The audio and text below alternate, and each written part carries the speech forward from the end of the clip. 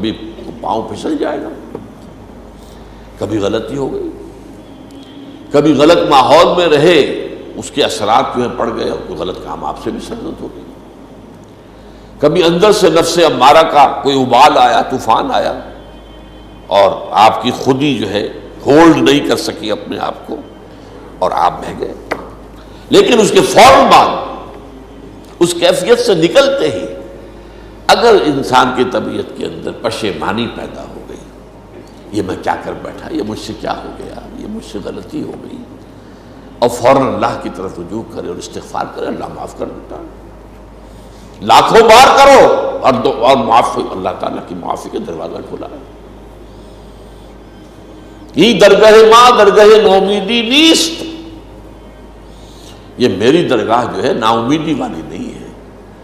100 بار اگر توبہ شکستی، بعض اگر 100 مرتبہ پہلے توبہ توڑ چکے ہو تو پھر آؤ، پھر توبہ کرو، توبہ کا دروازہ بند نہیں ہوتا۔ معلم یغرغر، جب تک کہ موت کے آثار شروع نہ ہو جائے، اور جس کو ہم کہتے ہیں گھنگرو گلے میں بولنے لگے، اس وقت تک توبہ کا دروازہ کھلا